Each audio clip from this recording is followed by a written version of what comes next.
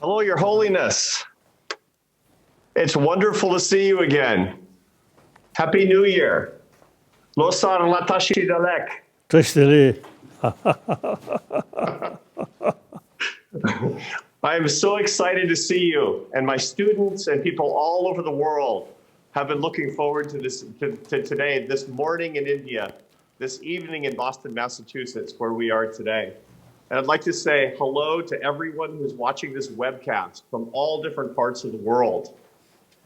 My name is Arthur Brooks. I'm a professor at the Harvard Business School and the Harvard Kennedy School, where I teach the subject of leadership and happiness.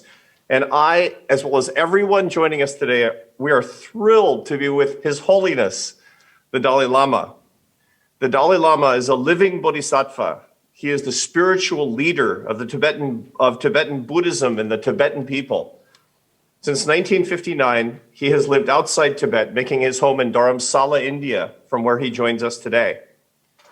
The Dalai Lama works tirelessly for the dignity and prosperity of the Tibetan people and brings a message of compassion and love and enlightenment and humility to the entire world. In a world that's torn apart by hatred, the Dalai Lama is a voice for human unity. Over the decades, he has become the most recognized religious figure in the world, revered by billions of people and influencing leaders globally. He has changed countless lives, and those lives include my own life. His Holiness and I have been friends for 7 years.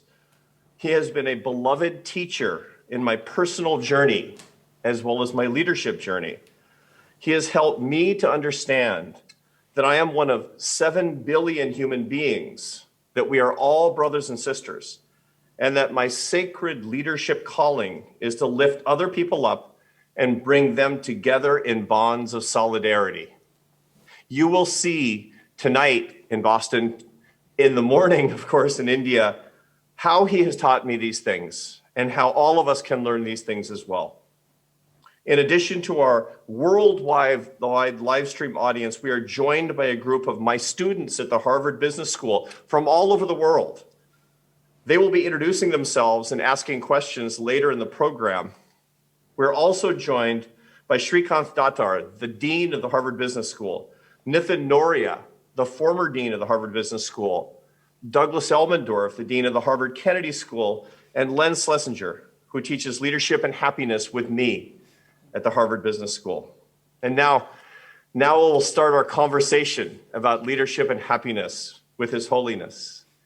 Your Holiness, you have taught me almost everything of importance that I know about the science and art of happiness. You've taught many years about this subject. Tibetan Buddhism teaches that there are 4 sources of happiness: spirituality, enlightenment, worldly satisfaction, and wealth. Spirituality is first on the list, so let's start with spirituality. Nangbe shi khasa.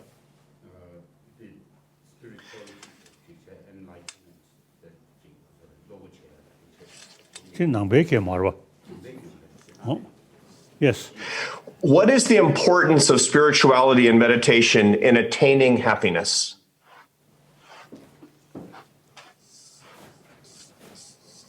I believe, of course, firstly, I'm great honor and feel very happy, you see, having discussion with the Harvard University's professors and my old friend and some students. So now, happiness is I think, very purpose of our daily life for happy life. If, you see, the things become really unbearable, then die. Worst case, suicide. Even, you see, without suicide, but mentally unbearable sort of situation, then that really the will to live reduce. So automatically, you see, you will die like that. So therefore, the self-confidence with hope is the key factor for our survival. Now, usually I sort of expressing or description, hygiene of physical and hygiene of emotion. Hygiene of physical is we usually take care. Now, hygiene of emotion, it's entirely depend on yourself. So that means, you see, fear, anger, you see, these mental sort of attitude really reduce your life. So mental level, happy, and a full self-confidence. But then that mental sort of way of thinking really give us some kind of will. I will,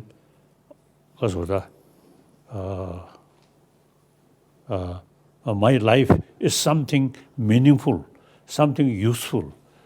That kind of thinking gives you inner strength. So now healthy mind very much depend on this mental level self-confidence.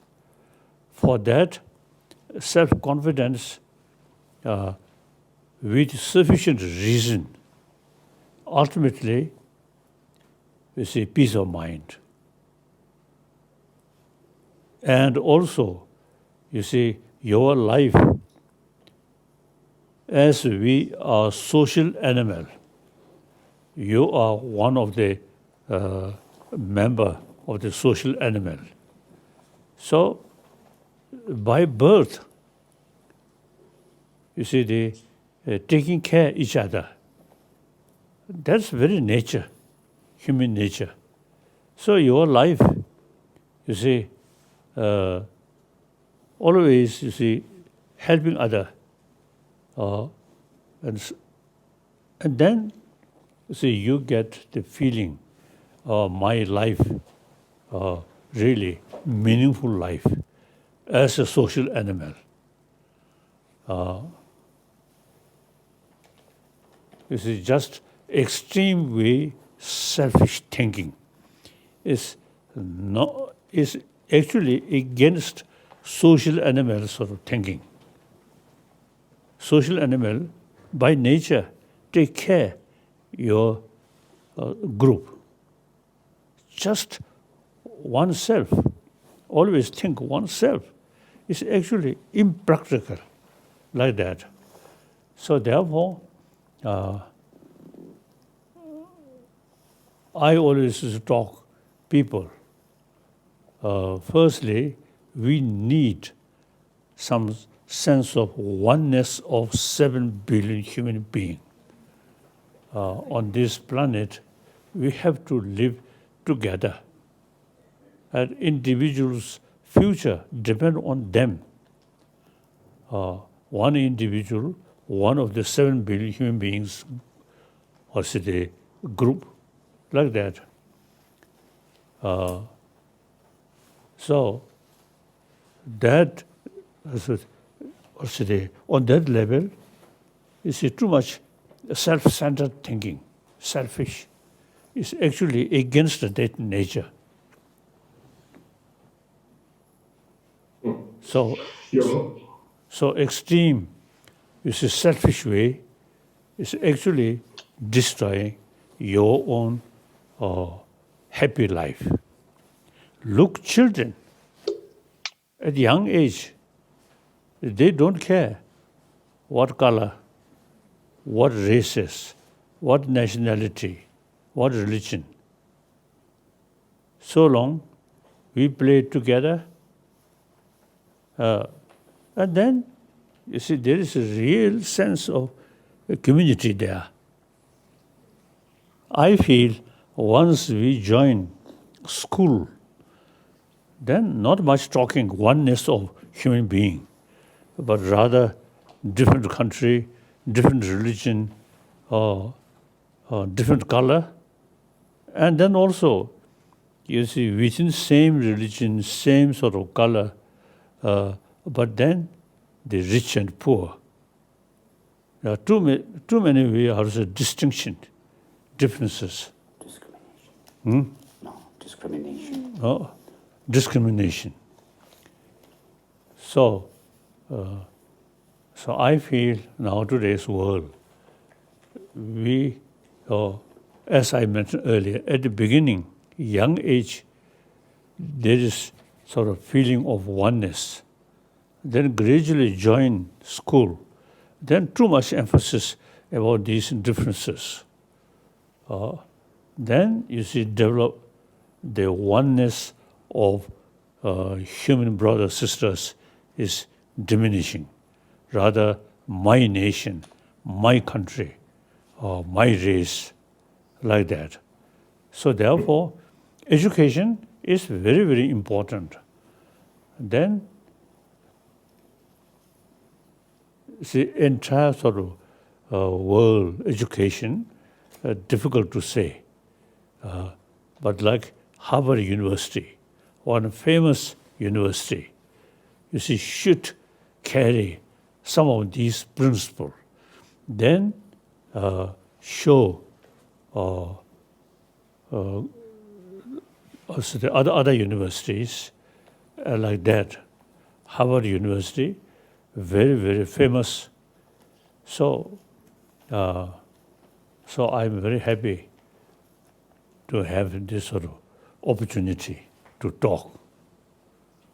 Then, now here, some students, some students or some younger professors. So I would like to take questions and not. Your Holiness, our students are. Our students will ask questions in just a minute. They're Okay. ready with a number of good questions. Okay, so I would like to have a more complicated question. Okay, a more complicated question, Your Holiness. So that you see help me fully utilize my brain. If question just a silly question, then my brain sleep. Okay, no silly questions. Your Holiness, I want to ask you about leadership and happiness. You have met leaders from all over the world, and you've given them a lot of advice. They have a lot of money and a lot of power, but many leaders are not happy people. So this is a hard question, I think. Why are so many leaders unhappy people? I feel very much so depend our education system. Then leadership, also human brothers, sisters. Basically same. We are the member of social animal. Now, as I already mentioned, you see, through education, we emphasize sense of oneness of 7 billion human beings. We are social animal. So that I feel our education, not much sort of emphasis on that level. So then, and then also, basically, we really need sense of oneness of human being, and you see emphasis my nation, their nation, my religion, their religion. These are secondary level. So basically, we are same human being. We have to live on this planet together, whether Easterner, Westerner, Southerner, Northerner. You see, we all share the same planet, same world. And then today's reality, the economy, and also now climate situation. You see, there is no sort of way to make distinction, our nation, their nation. The entire world, we have to live together, and the economy also, global economy, then the environment. Now we all share, for example, global warming. We all share same way. So now, unlike I think past century, you see, we can just emphasize my nation, my continent. Now time goes, you see, no longer say that. We should say we world, we human being on this planet. And now, as I mentioned earlier, because of global warming problem, we simply, you see, have to think we rather than just my nation like that. So now today,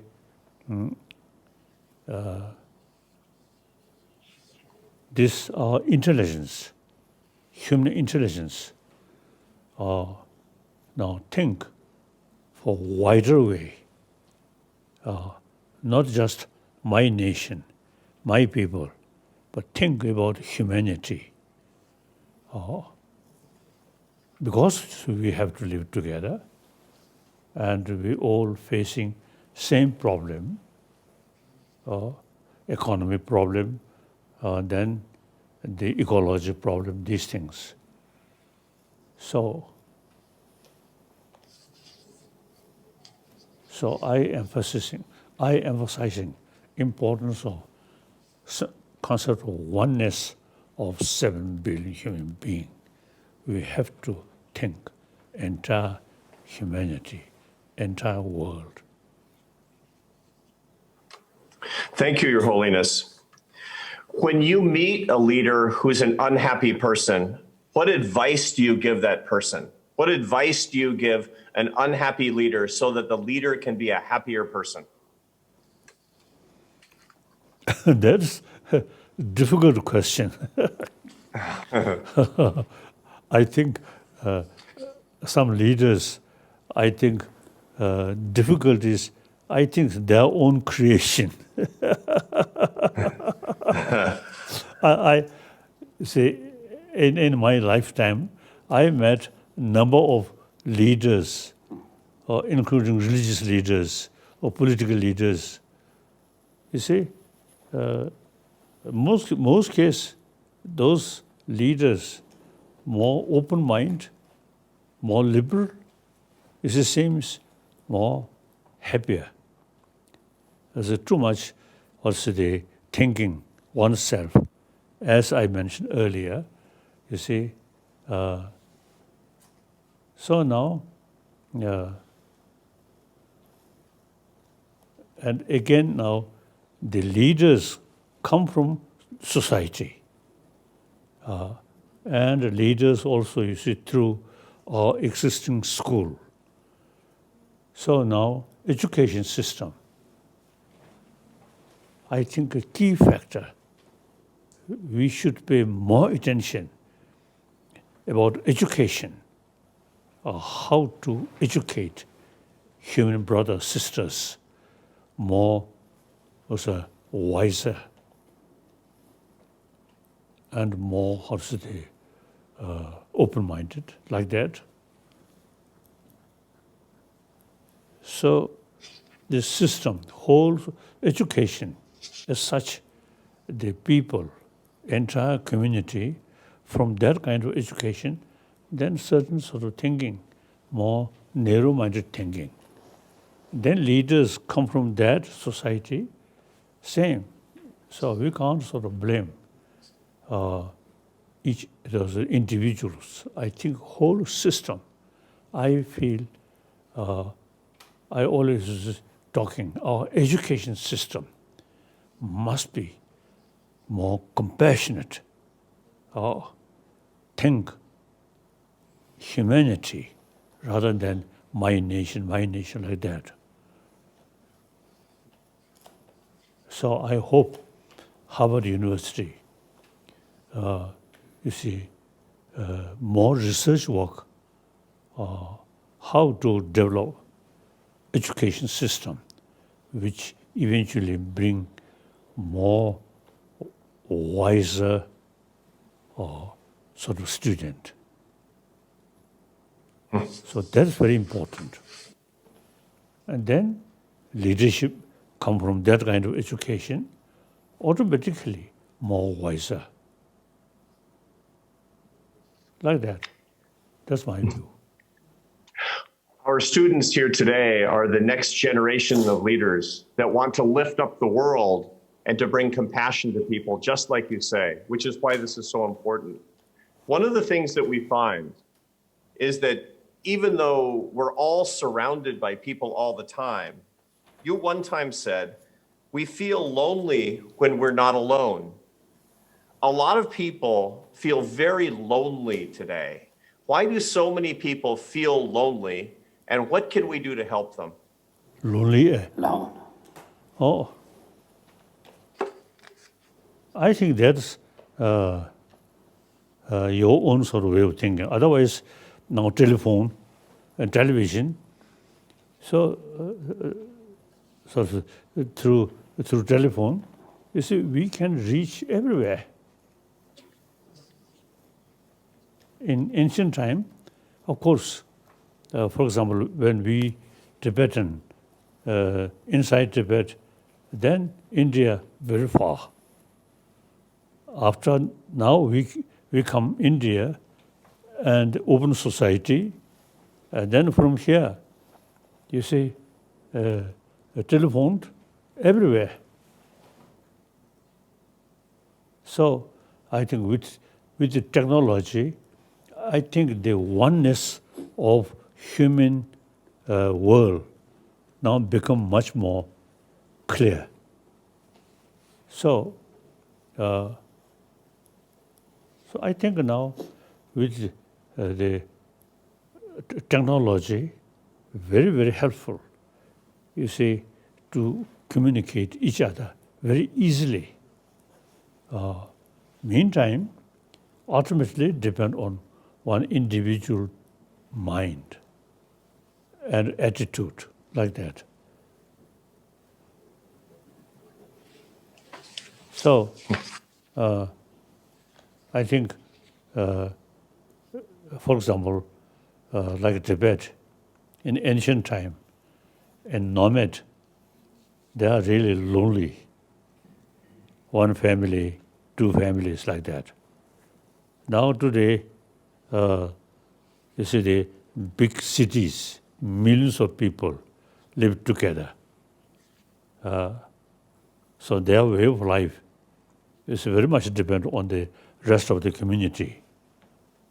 But mentally, those Tibetan who remain lonely, but mentally happy, and sense of also the group very clear. So they one family feel next family, if I need some help, I can ask. The very strong sense of one community. Without that, big cities, then next to your room, people there, but you do not know. And instead of trust, fear, distrust, like that. So these, I think, the individual mental sort of way of thinking, and the society, more compassionate society, then sense of a sense of community easily come. Not much sort of talking about compassion, just selfish, selfish, selfish, then lonely feeling. Do you believe, Your Holiness, that to be less lonely, that one should be more compassionate toward others? In other words, if I bring happiness to other people, will I become a happier person myself? 거사, 소월시. I remember, I think the New York business family, Pritzker, right? Chicago, Pritzker. You see, one time, you see, of course, several times we met, and one time, you see, we met, you see, they take some group of Tibetan refugees settled in their area. And then the reason, they told me, Tibetan community, usually, you see, very friendly and very strong sense of same community and more compassionate attitude. So he very much impressed that kind of attitude, you see, should spread in America. So that's the main reason he told me. He took some, I think, few hundred Tibetan settler and near his place. So usually, wherever you see Tibetan live, you see people also notice more harmony, more compassionate.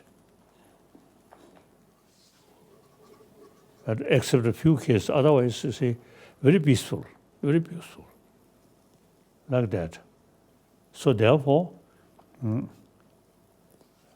now in big city, several millions, but mentally lonely. Like you see some area, you see people, very few, but not having a lonely feeling. Okay. Your Holiness, what's the biggest mistake that leaders make? What's the biggest mistake for happiness that leaders make when they're leaders of nations or they're leaders of companies? What is the mistake that you see leaders making all the time that you could, if you could correct it, that you would?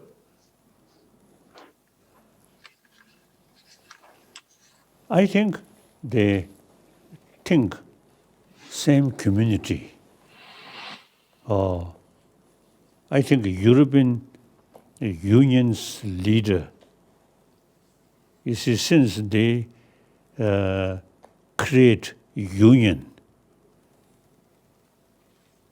particularly like France, French, and Germany, and First World War, Second World War, arch enemy.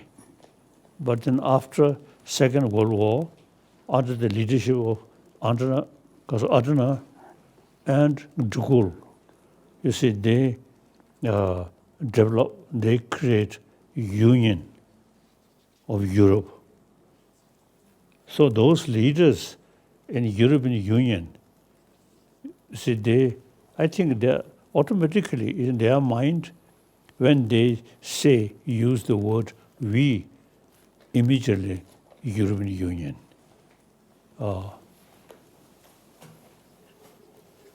Now England so far a little complicated. So you see more sort of what today, a sense of community, then mentally also more peace and a sense of we and much stronger. Like that. So eventually, I think like European Union eventually should create in Latin America and Africa. So eventually, I think the whole world should have one union of human brothers, sisters. I feel like that. I cannot see my lifetime, but hoping so those younger generation, it is your responsibility. Think more serious and make some effort.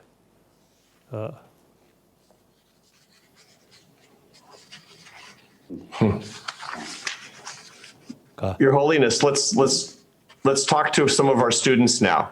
Let's move to some of our students who are the leaders that will bring our world together. These are some of the most talented and gifted young people I've ever met, who will be leading companies and countries with these ideas of sisterhood and brotherhood. And so we're going to start now with some of our students who prepared questions for you. And I want to start with Brian Hollins. So Brian, please introduce yourself and say where you're from and give His Holiness your question now. Brian Hollins. Thank you for being here, Your Holiness. My name is Brian Hollins, and I'm from Washington, D.C. in the United States. My question is about human connection during the pandemic. Over the past year, I would imagine you have been forced to use Zoom, which limits your ability to touch and help people feel spiritually lifted. What is your advice to people who are struggling to stay connected to others as well as to their houses of worship? I think better to ask the concerned people, doctors and specialists and nurses, if this kind of gathering can save, then no problem. If they give some warning, then even religious gathering, be careful. Like that. So now, this horse the kasa. The pandemic. Epidemic. This for me, this gives me solitude meditation. So I think some people, this is a avoid meeting, or that is good for their own meditation or practice like that. So that's, I think, depend on. Now I think should because of the should go according the concerned doctors or scientists and concerned for people. I feel like that. Okay. Thank you, Your Holiness. Our next question is from Elise Propus. Elise. Thank you for the opportunity, Your Holiness. My name is Elise Propus, and I'm from Boston, Massachusetts, in the United States. My question for you is about polarization and technology, which you referenced earlier. In today's world of increased polarization fueled by social media, how can our generation leverage technology as a tool to discover harmony, compassion, and respect for differences? Of course, as a technology ultimately depend how to use technology by a human being. Even you, as the kept several sort of also the nuclear bomb, but now, at least in the last few decades, no one touched that. Even using now thinking, reduce, eliminate nuclear weapon. So, you see, the technology, whether sort of they create a problem or not, ultimately, user of human being, human mind, more sense of one community, 7 billion human being, one community, and live one planet. And then, you see, these also the technological sort of these weapons, these, you see, itself no longer sort of move. Everything depends by human mind. So ultimately depend human inner value. And you see, sort of concept oneness of 7 billion human beings, not distinction, Easterner, Westerner, Northerner, Southerner, and also not distinction on the basis of religion, but rather oneness human being. The way born, the way die, entire 7 billion beings, same. And while we live, basically, we have to live together on this same planet. Okay. Yes, next question. Thank you, Your Holiness. Our next question comes from Raul Chawla. Raul. Thank you for being here, Your Holiness. I am Rahul Chawla, and I am from India. My question is whether happiness is really under our control. Most people around me who are happy seem to not be trying very hard to be like that. Can studying happiness help us achieve it as leaders, or must it just come naturally?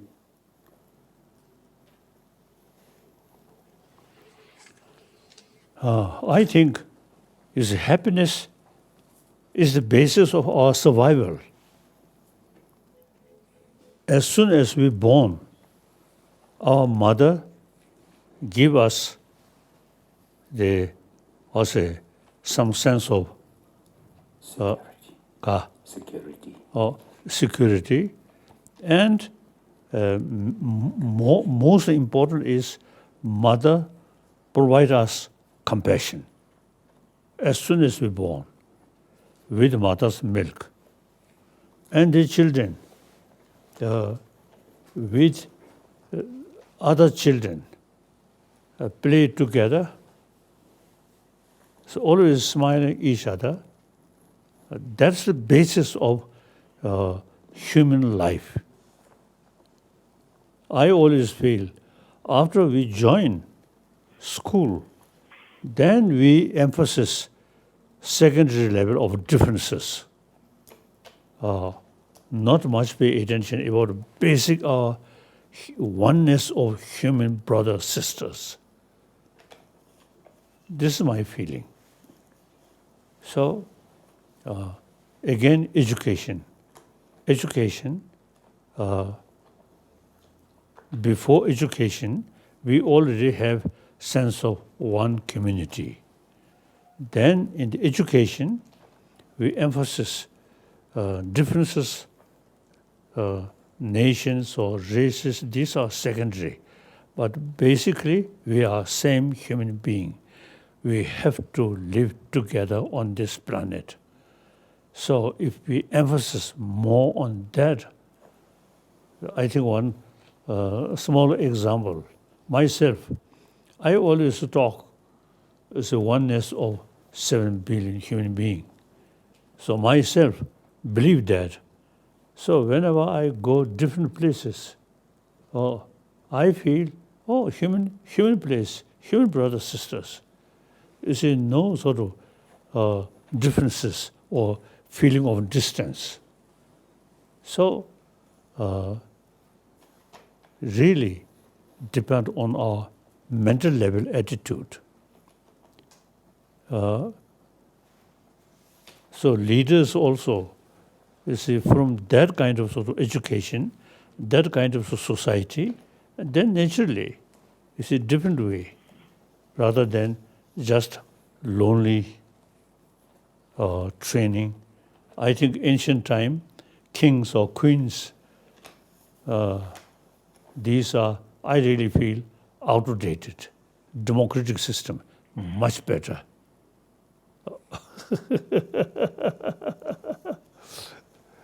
So sometimes I feel really Dalai Lama also have that kind of sort of feeling, something isolate.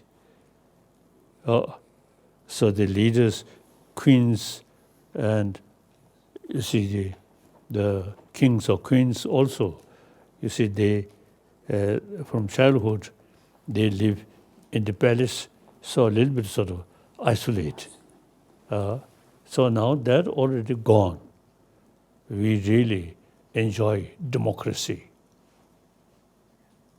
So I myself, you see, last few centuries, Dalai Lama as a head, but I retired. Now our leader should be elected leader, not the religious name or some other thing, or some the leader. They're gone. About 10 years, I completely retired from regarding Tibet, the political responsibility. I completely retired. Like that. Thank you, Your Holiness. And one thing I'd like to emphasize for our whole audience from this is the non-attachment of great leadership that His Holiness showed by stepping back as the political leader of the Tibetan people voluntarily. There are so few leaders in our world that step back voluntarily from power, and yet non-attachment is something that leaders should be able to demonstrate as well. And His Holiness has demonstrated non-attachment to his own political power. And we should be able to emphasize that in our own leadership journey as well. Thank you for that, Your Holiness. Our next question comes from Annie Plekta. Annie. Thank you for being with us tonight, Your Holiness. My name is Annie Plekta, and I'm from Duluth, Minnesota in the United States. My question is, as a leader, how do you recommend we prevent feelings of disappointment and frustration over events and actions you cannot control from negatively impacting your mental health? Here, one Indian scholar, ancient Indian scholar, his advice very practical. Now, so you see, he mentioned when we face some problem, analyze the problem. Problem not come independently due to many causes and conditions. So analyze, study. Then, if you find there is a way to overcome the problem, then no need, also the fear, full self-confidence, work hard. If the problem beyond our control, beyond our individual control, then no use too much fear. If there's a way to overcome, full confidence and work hard. If the problem beyond our control, then not much use to worry. Like that. That's practical.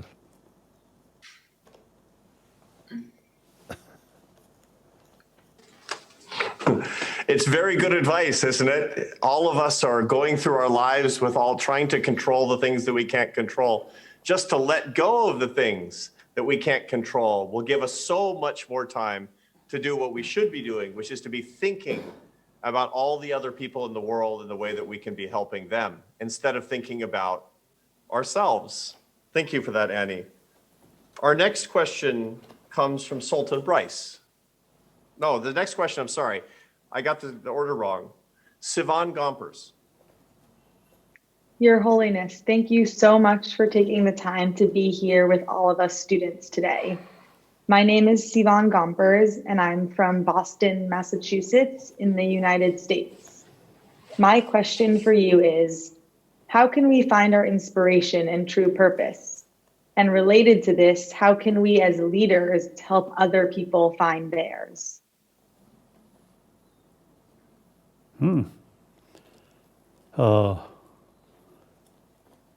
I think ultimately your life, whether successful life or difficult life, entirely depend on yourself. You see, one ancient sort of Indian sort of tradition say, even as Buddha say, oneself is master of oneself. So therefore, the self-confidence, and for that, knowledge, very important. Without knowing much and foolish self-confidence, it is dangerous. To study and look holistic way, then also I think here faith not much sort of helpful. Analyze. We call analytical meditation. So with help of modern education and the information, and then through analyze, through investigation, once you reach full confidence,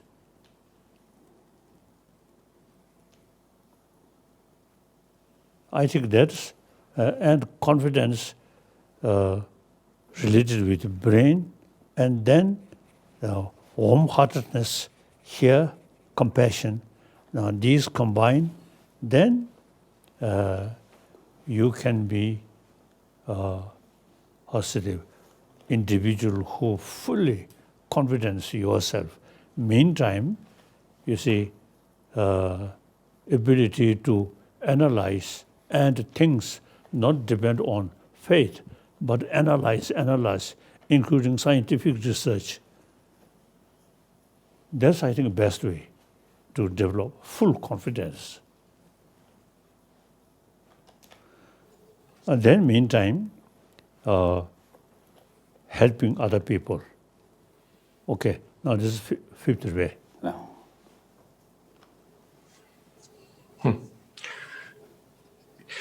This is an important point for our students. Your Holiness, you have said that leaders need to use their brain and their heart, to use their brain to look at science and research, and their heart so that they can love others and lift each other up, to use science so that we can love each other better. Is that what you're saying? Right. 그래서 No, 다들 그런 결혼 지성부터 좀 괜찮네. 저 생리 그래서 장배 토네. 내가 좀 셈이야와. 어디들이 있어. 리베스 뭐. Thank you. The next question comes from Sultan Bryce. Sultan. Your Holiness, thank you so much for this opportunity. My name is Sultan Bryce from North Carolina in the United States. We learn here at the Harvard Business School that the job of business leaders is to create opportunities for others. Do you agree with this? What do you believe is the most important job for business leaders? Again, the business in human society. So whether your business work successful or not depend on neighboring people's sort of attitude. Every people, you see, trust you and find useful, then your own sort of business also will be successful. So every human work in the human community, so everything, whether religious sort of teaching or anything, you see, whether successful or not, depend on the rest of the community. So,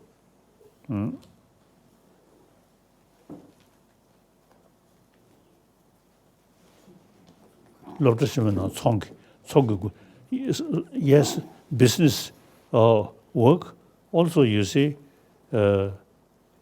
depend on the community.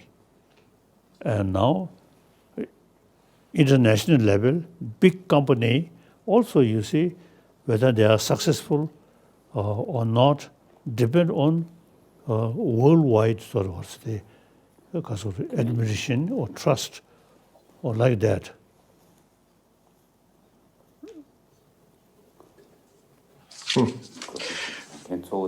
It's a wonderful question. Thank you for this answer that success in business depends on others. So the job of business leaders is to lift other people up. The next question comes from Kathy Yu.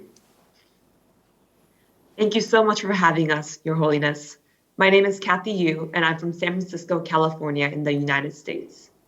My question to you is, what happens to people and their happiness when they don't feel useful to a society? Do you think not feeling useful lies behind the growing political and social divide in many countries?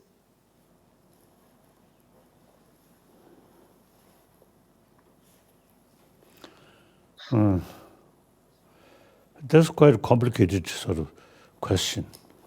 지소로 판도 지도의 민도 냠바데 제거 망부는 칩시기 랑소다 지소 편중 와 미tumbe 왕 now problem which we human society facing I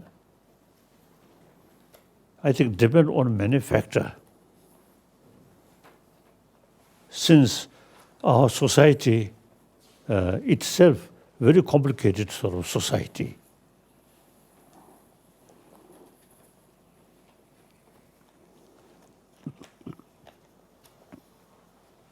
But I feel ultimately the education give us the sense of oneness of human brothers, sisters, where we live, and think more the well-being of the society and long run. That's, I think, main factor. Then, otherwise, you see, the different sort of society, different system, and different sort of leaders. There are some different, also the conflict. And then, among such sort of situation, then things are complicated, difficult. That's my feeling.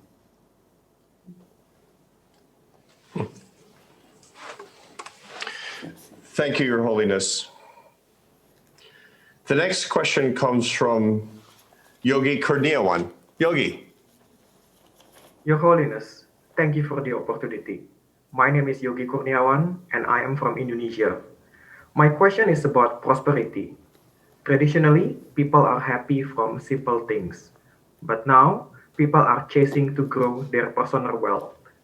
What is the effect of this on happiness? It is quite clear. The real sort of happiness related with mind, emotion.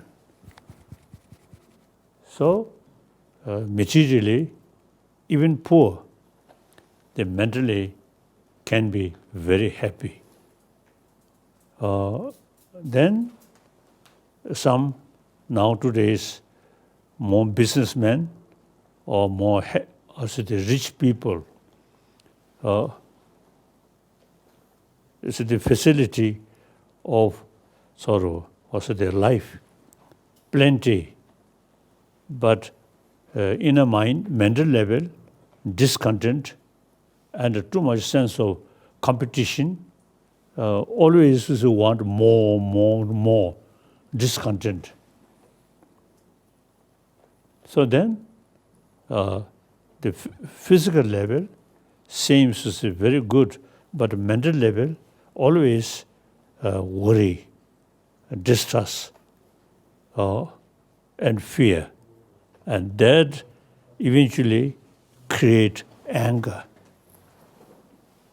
So, such case, the person will not be happy one, full of anger, full of sort of jealousy, like that, distrust. So now, the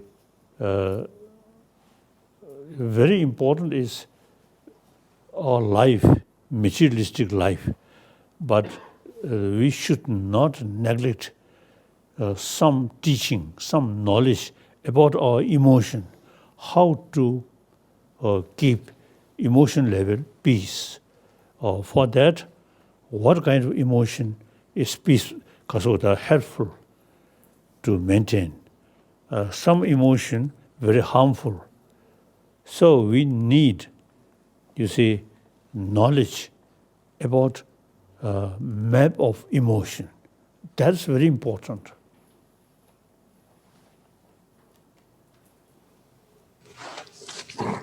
Your Holiness, one time I asked you to tell me the meaning of wealth. You were teaching me one time about the idea that wealth can bring happiness, and I found that very surprising. I said, how can it be that in Tibetan Buddhism, that the Dalai Lama would teach that wealth can bring happiness? And what you taught me is that wealth does not mean the accumulation of money, and that wealth does not mean having a lot of possessions. You told me that to be wealthy is to be able to build something with your life and to be able to share abundantly with other people. Can you talk about this definition of wealth a little bit? Oh yes, the contentment, mental level, is the key thing. The like some sort of ancient, the great practitioner remain mountain, nothing. One day, Miller Reva, so one day he in his empty cave, no, one thief come. So try to find something.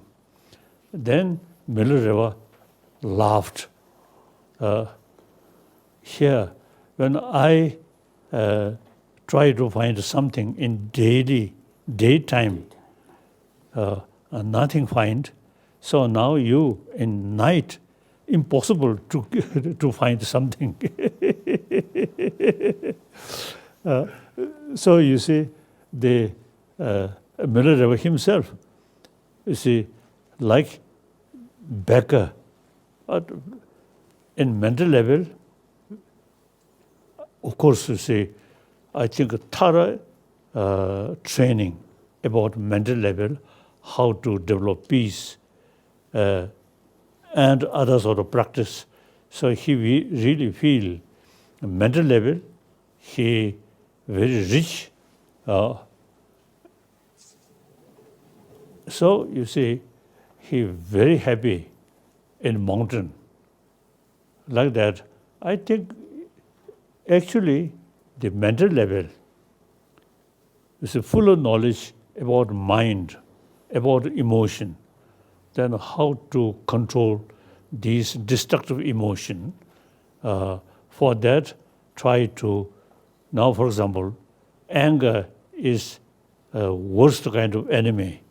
The antidote of that, compassion. Not just a prayer, but practice compassion, then automatically anger reduce.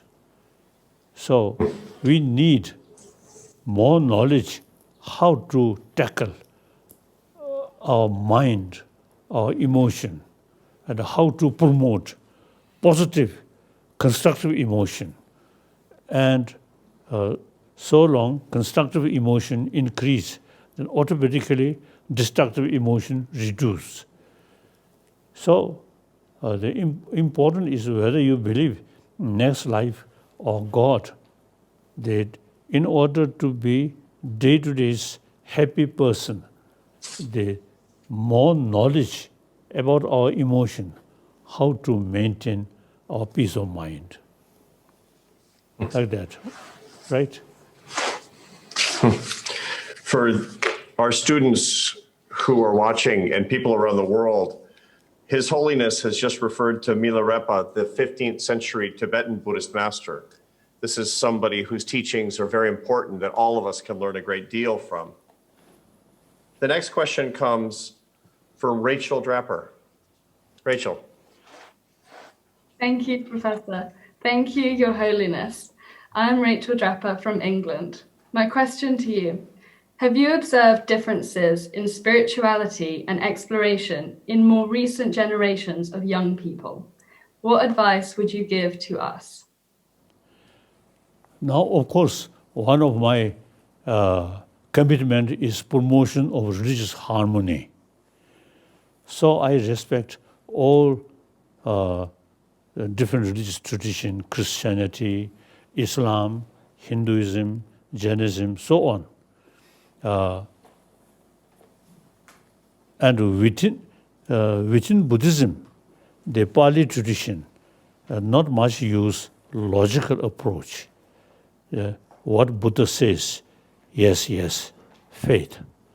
Then Sanskrit tradition much depend on reasoning. So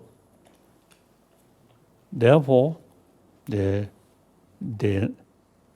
Sanskrit tradition and Nalanda tradition, even Buddha's own word, we investigate. If you see Buddha's own word, through investigation, some difficult to accept or contradiction, then we reject. Like the great master of Nalanda, like Nagarjuna, and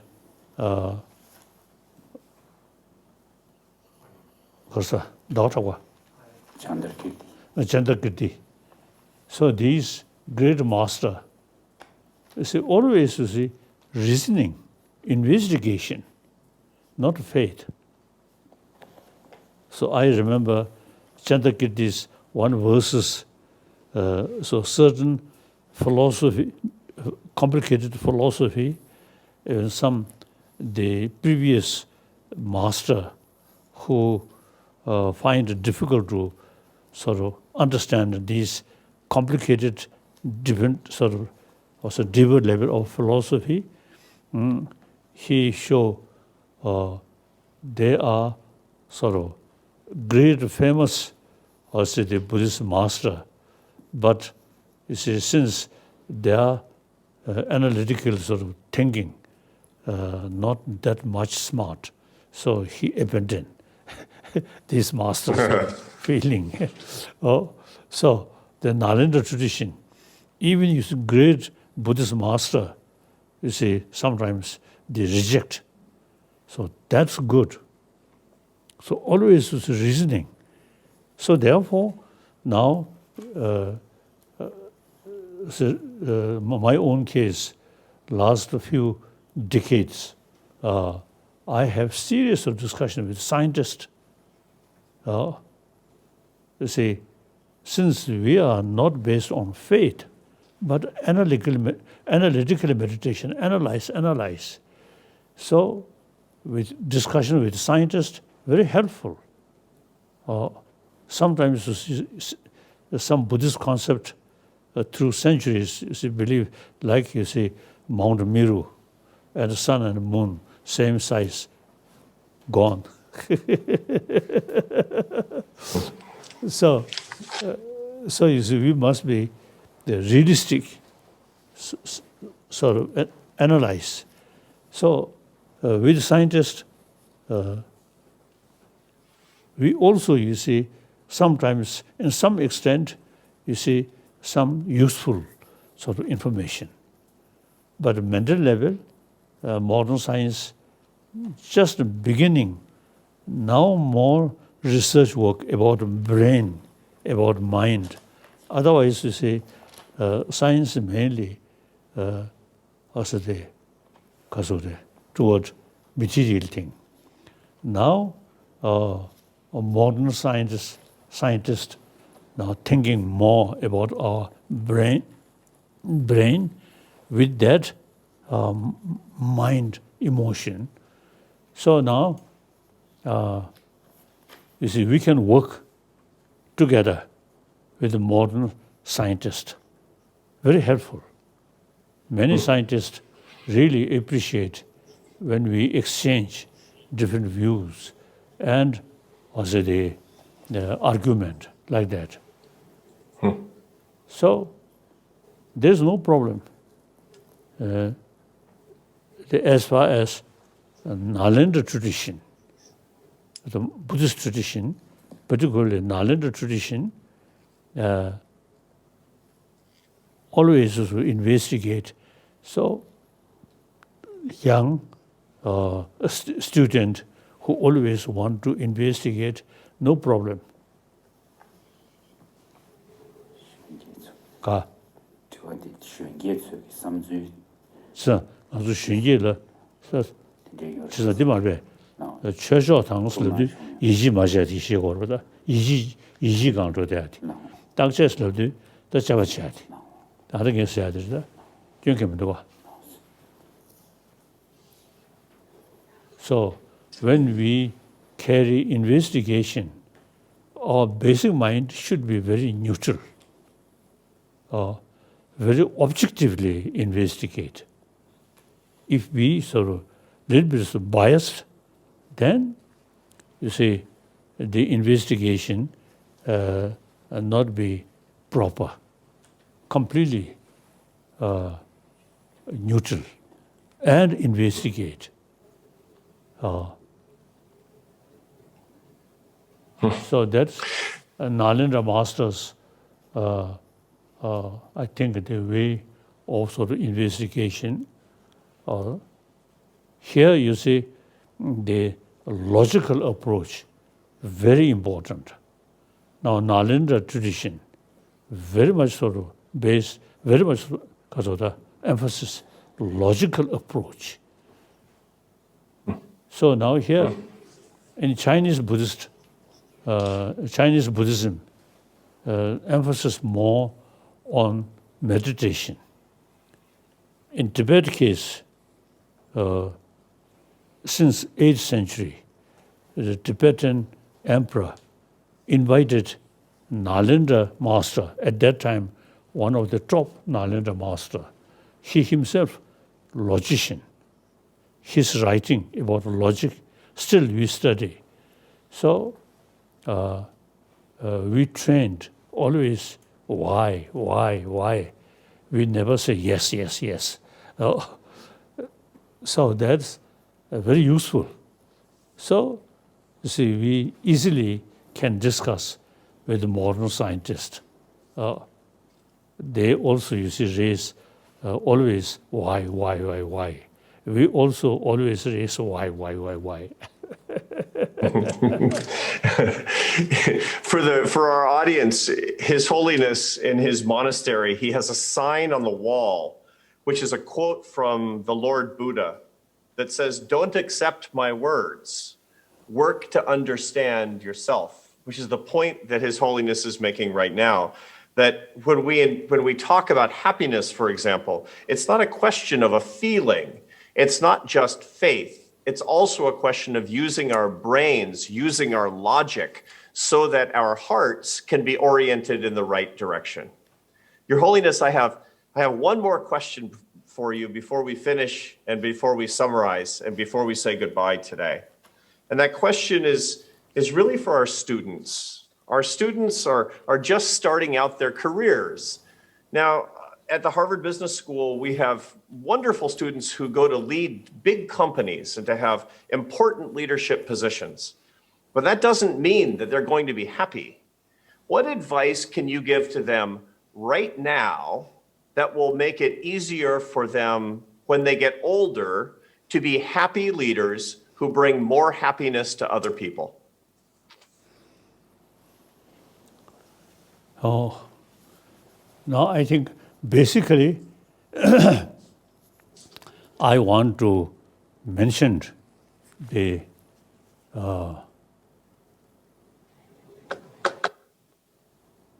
since you see we must base on logical approach, so we should look many different places, field. Now one example, animal, no sort of sophisticated mind. So simply their food, okay, there no immediate threat, then feel peace, happy. Now since we human being, a lot of a complicated mind, with that, a lot of desire, there's a lot of doubt. So more,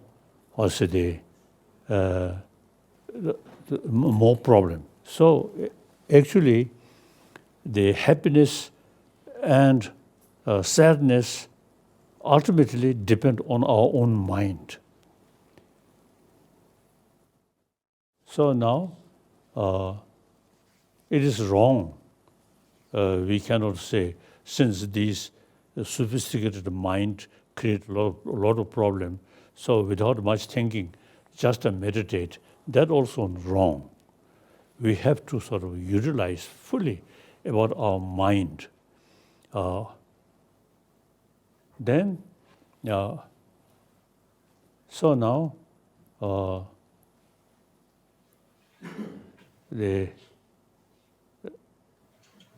since we not like other animal, there's a lot of sort of problem.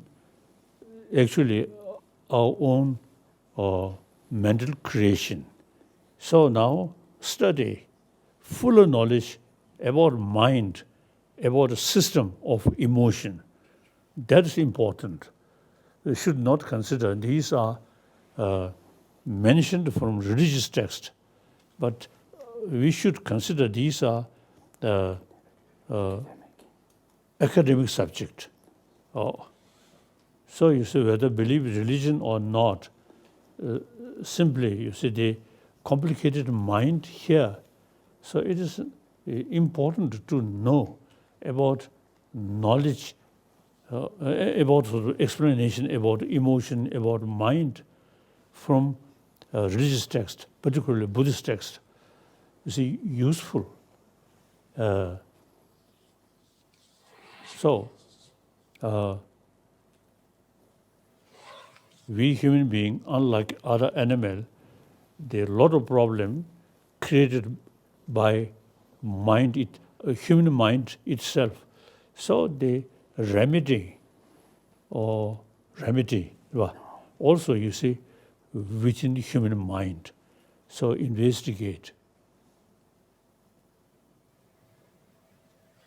So now here, the quantum physics, very useful. One my Indian friend, Raja Ramana, he once told me the quantum physics in the West, something new. In India, over 2,000 years, that concept already developed. It is true. So mainly, according my limited knowledge about quantum physics, you see, there is big differences, appearance and reality. Most of destructive emotion based on appearances. So appearance, some good thing appears something positive, attachment. Some sort of negative, unfriendly things appears too much fear, too much suspicion, and anger. That creates anger. So all depend on superficial appearances. When you face some sort of like enemy, very negative, but deeper level, what is enemy? Do you feel angry? That enemy is physical, enemy is mind, or investigate enemy is emotion. Enemy is emotion. One day, one emotion. Another day, different emotion, just like me. So we cannot say definite, this is enemy, something mentally, something very negative. Never. So mind always moving. So like that, through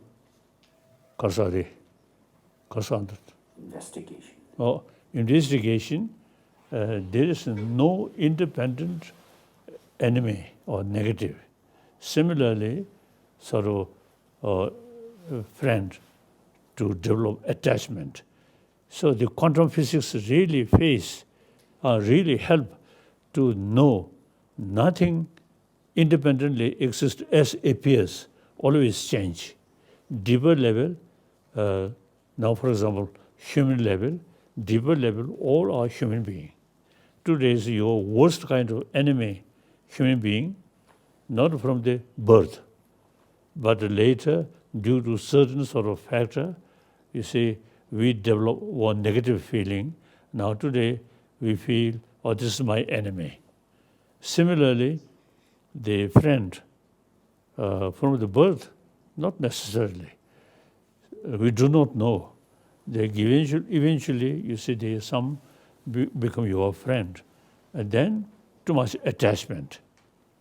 So these all are on the basis of appearance, and limited are because of the or judge, like that. So the quantum physics, you see, there is big differences, appearance and reality. So that's Buddhist psychology, Nalendra's tradition, psychology. Also, it's similar, big differences, appearance and reality. So like that. So these are very useful, and all our mind sophisticated. The negative, destructive emotion also quite sophisticated, but similarly, our mind very, very sophisticated to investigate deeper level. Then the basis of attachment, basis of anger, no independent existence as appears. So now here these things, as I already mentioned, we should need more knowledge about the whole system of mind, and then differences, appearance and reality. Like that. Thank you, Your Holiness. We're almost at the end of our program, and I want to take one short minute to summarize what I believe His Holiness has taught us here tonight in Boston, in the morning in India, and different places around the world. The main theme of His Holiness tonight is that happiness comes from love for others. And he's made this point in 4 important ways. He's made the same point in 4 ways. The first is he taught us tonight that happiness comes from being useful and having a life's purpose. And that purpose, the purpose that we have, our highest purpose is caring for each other, lifting each other up, remembering that each of us is one of 7 billion human beings. The second way that he made this point is when he talked about unhappiness, which is our own creation. Unhappiness comes in our own mind. because of self-centeredness. We become unhappy because we're unnatural, and we are unnatural when we're thinking only of ourselves. We can only be truly happy when we get out of this creation that is unhappiness by focusing on other people. The third point that he made was about our intellectual lives, about research and investigation, about our brains, and the importance of sanctifying our intellectual work by putting it in service of our hearts, putting it in service of our love for other people. That in fact, our hearts can be most effective when our brains are fully engaged in the purpose, sanctifying that purpose and loving each other. And finally, the fourth way that His Holiness made this point, that love comes from happiness comes from love for others, is that we need education, that we need an education system that teaches each of us unity and oneness and sisterhood and brotherhood. And that is our leadership challenge.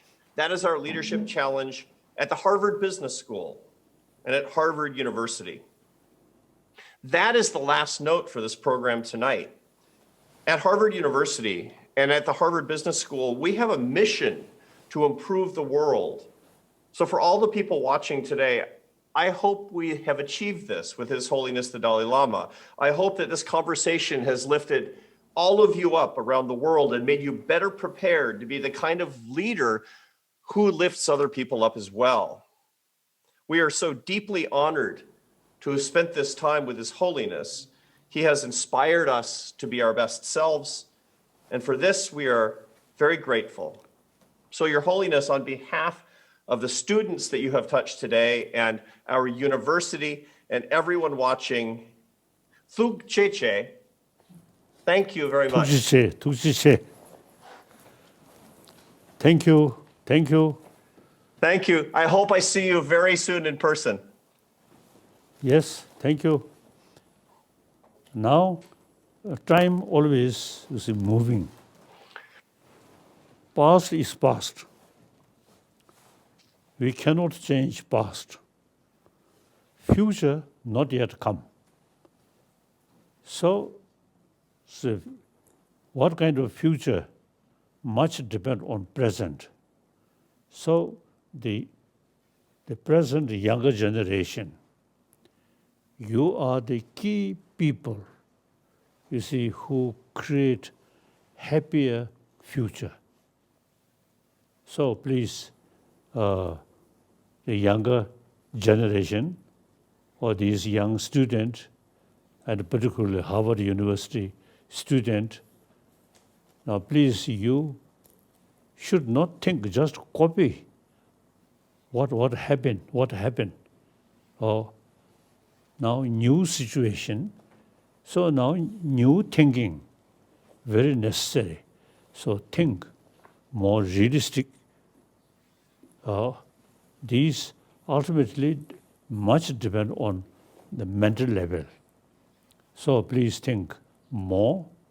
And then I'm hoping this younger generation, 21st century generation, and